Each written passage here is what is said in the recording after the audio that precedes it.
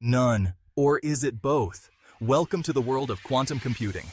Let's break it down. Imagine a computer so powerful it could solve problems in seconds that would take today's fastest supercomputers millions of years. Quantum computing is not just sci-fi anymore. It's happening now. In a nutshell, traditional computers use bits, zeros and ones. But quantum computers, they use qubits, which can be both 0 and 1 at the same time. This superposition lets them process a massive amount of data all at once.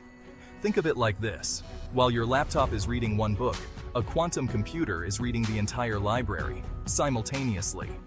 This could revolutionize fields from cryptography to drug discovery. So, are we looking at the future of science experiments? Absolutely. Quantum computing is set to unlock mysteries we've only dreamed about. Stay curious, stay inspired, and keep an eye on quantum computing. The future is now, and it's thrilling.